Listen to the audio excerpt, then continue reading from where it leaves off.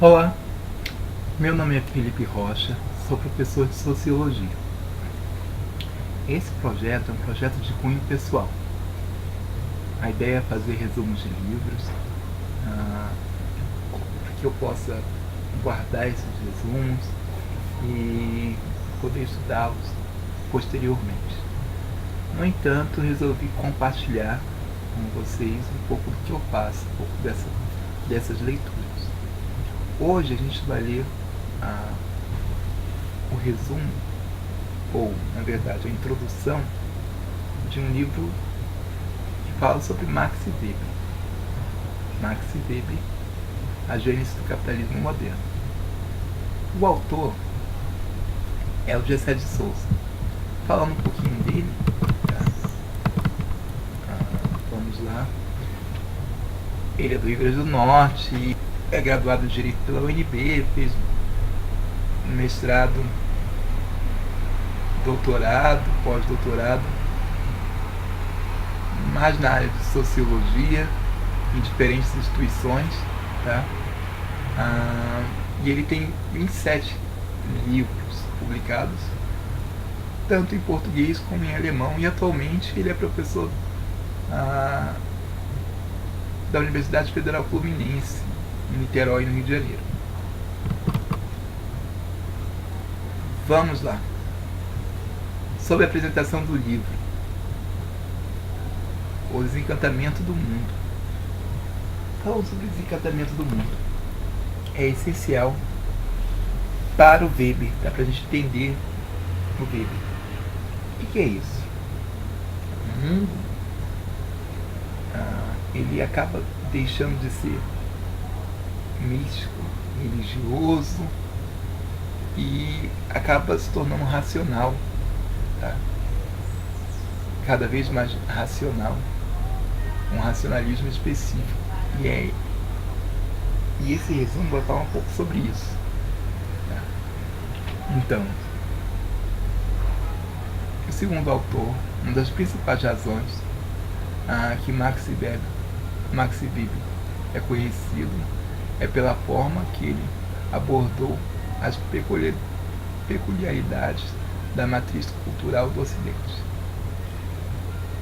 Então, a forma que ele vê o Ocidente, isso foi muito importante. Foi tão importante que ainda hoje, no mundo contemporâneo, os autores que vão buscar racionalização, entender como funciona, como se deu no mundo ocidental, devem Max Weber, né?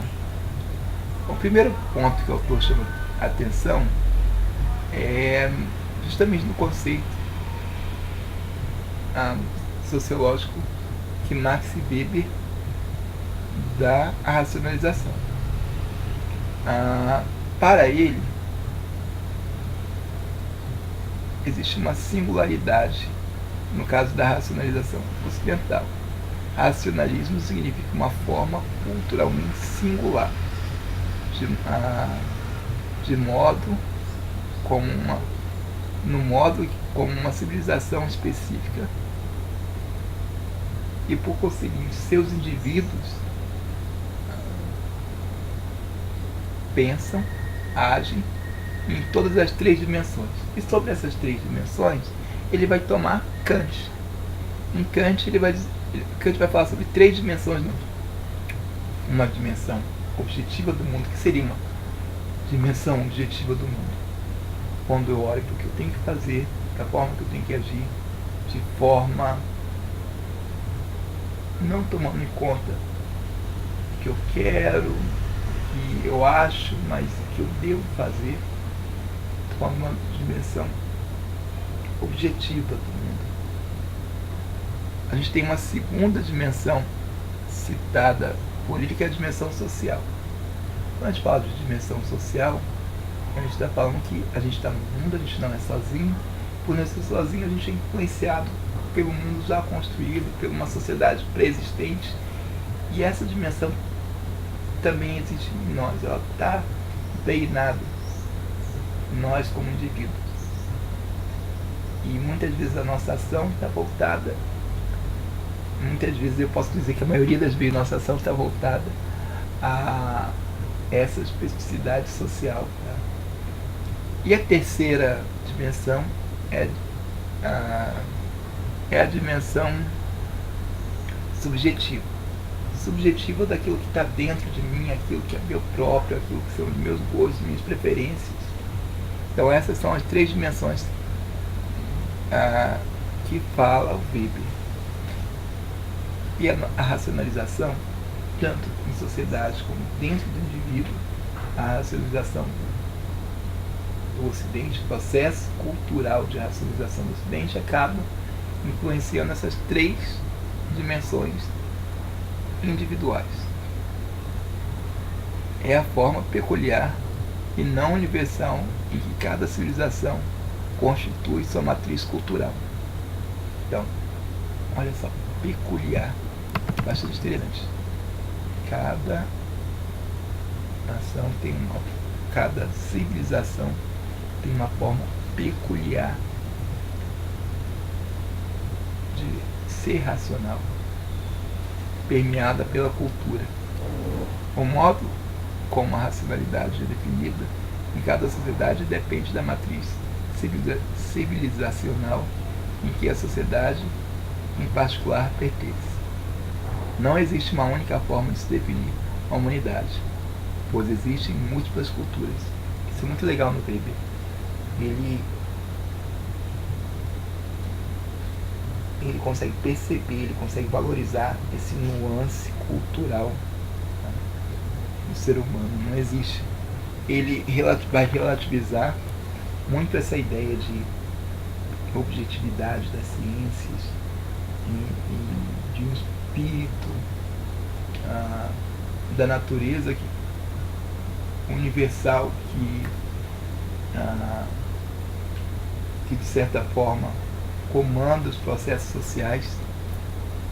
Weber vai relativizar muito.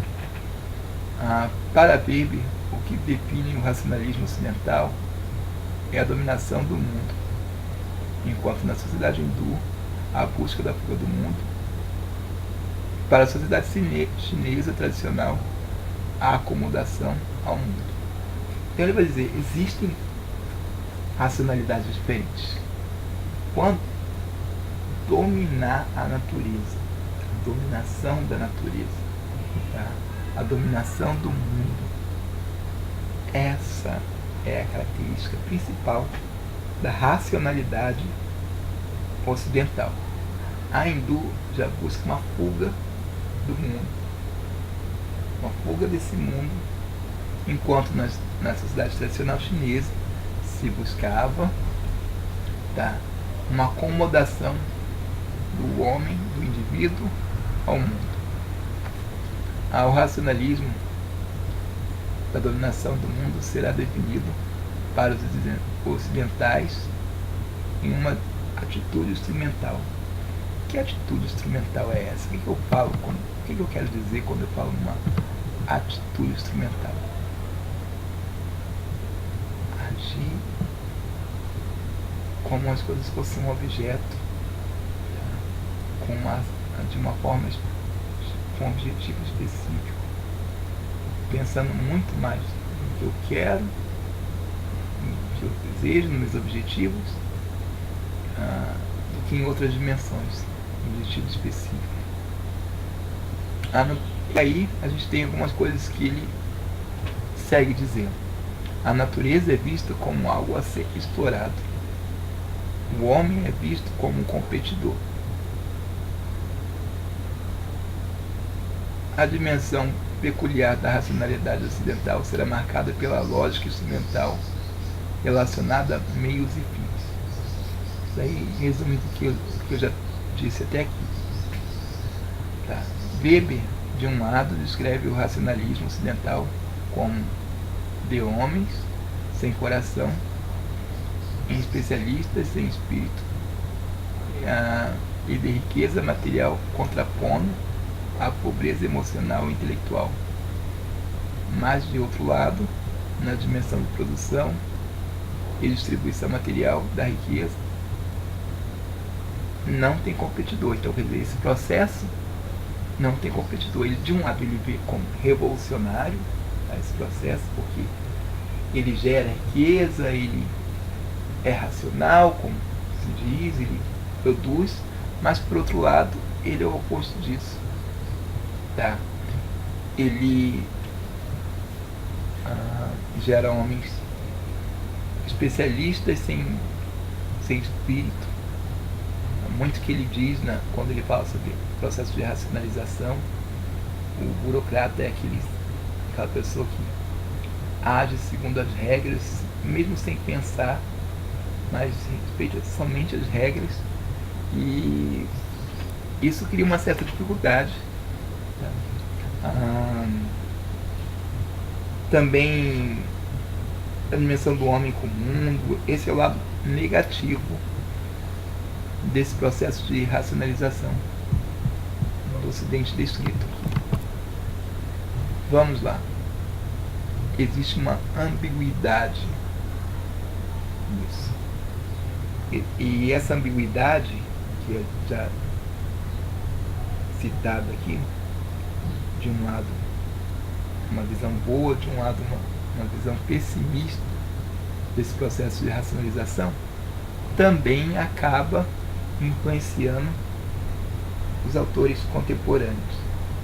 De um lado a gente vai ter os liberais ou neoliberais que valorizam, sabe, progresso, essa ideia de progresso, ideia de avanço, essa ideia de crescimento econômico, esse lado racional. Por outro, existe um lado crítico, que a gente pode citar a sociologia crítica, tá, da escola de Frankfurt, que são pessoas que vão fazer uma crítica a partir do século XX, tá, vão fazer uma crítica a esse processo de racionalização destrutivo do mundo.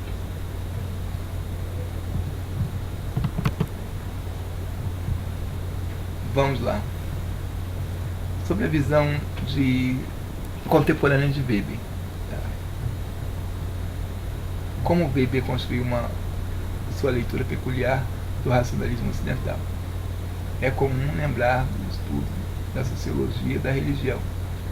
Nesse particular, sem dúvida, uma afirmação verdadeira, mas não pinga, se não qualificarmos com cuidado. Ainda se pensa que Marx e Weber seria uma espécie de antípoda, e que antípoda de Karl Marx, tá? E que ele teria uma visão contrária de Marx. Marx ele olha para o mundo a partir do econômico. Então ele teria uma visão, uma crítica a essa leitura economicista do Marx, e ele teria feito pelo contrário a essa, baseado na religião, tá, na religiosidade, principalmente no livro Ética Protestante do Espírito do Capitalismo, tá, uma visão idealista. Existe uma crítica a esse tipo de visão no livro. Tá? O autor fala que não é exatamente assim. Ele usa o termo nada mais longe da verdade. Tá? Essa leitura que Max Weber, o livro mais importante para entender o desenvolvimento do capitalismo, que é a Ética Protestante do Capitalismo, não é unicamente baseado na religião, na sociologia da religião. Pelo contrário, ela é baseada também na parte econômica, na parte social, em outros fatores políticos, mas que então não seria questão religiosa a gênese desse desenvolvimento, mas ela seria um sintoma desse desenvolvimento. Por isso, o livro ele vai mostrar como se deu esse processo de racionalização. aqui, inclusive, tem uma ideia de contraposição, tá? E ele vai mostrar como a religião, no caso, a ética protestante calvinista, acaba desenvolvendo isso.